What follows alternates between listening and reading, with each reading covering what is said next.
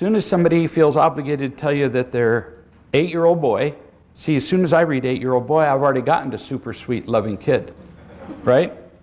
But now we have to state super, sweet, and loving. Damn. And smiles, probably.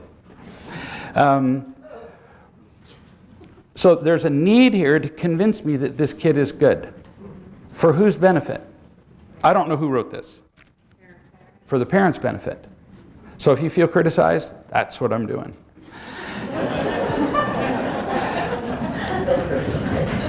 But I'm saying that as soon as you have a need to convince me of a thing, the odds that that thing is true are 0. No kidding. Now, we had a discussion, and now I was calm during the discussion. I can feel it from here. No, you weren't. We worry about him. Okay, the kid's screwed. We were talking about how much you can get out of, Vina was saying, how much you can get out of a question. We're done already. We worry about him. Your kid's brilliant. As soon as a kid senses worry from you, what's the message? You're incompetent. You can't do stuff. Something's wrong with you. You're broken. Oh, well, we're kind of screwed now, aren't we? At 8. Because he is, it wouldn't matter what follows here, but we'll read. And whoever wrote this, all parents do this, so I'm picking on you now, but I'd be happy to pick on your neighbor in a minute.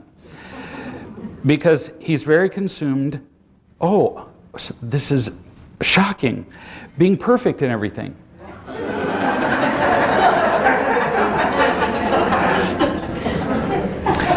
Because he hears that he's super sweet and loving. You see?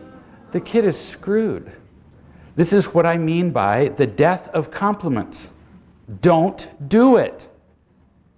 You're so sweet and kind, and the kid's going, are you joking? No, but I can't do that at 8. Make you all proud and happy and be perfect. I can't do it. So here's a kid consumed by being perfect. For example, if he misses a problem on a spelling test, he pouts all day and says how awful he is, and he punishes himself. Well, sure he does, because you taught him he had to be perfect and sweet and super. See? And did the parent mean to do this? No, because it was probably done to the parent. Or the parent was responding to criticism and became super perfect. We're either mimicking our parents or reacting to them.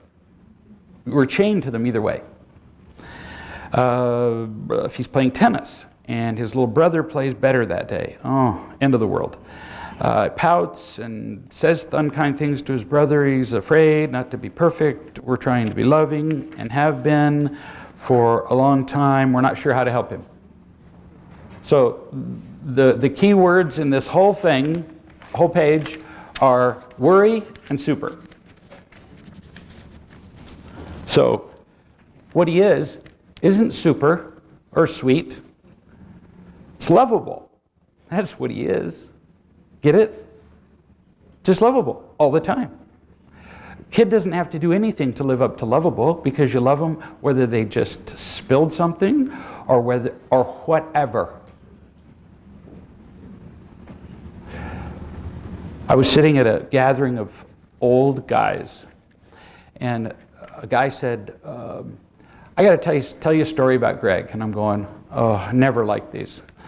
And he said, I went to his house 25 years ago for dinner, my wife and I, and the kids, and his kids were there.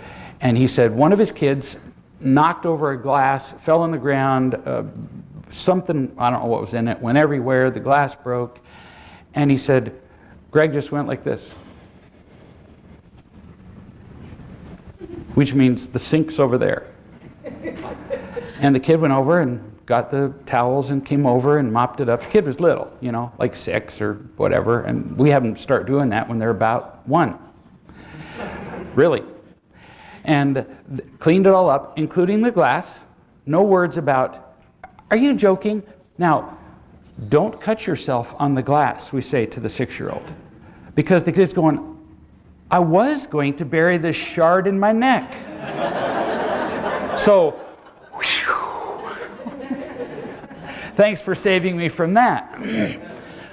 Kid came over, swept up the glass, mopped up the mess. I never even looked.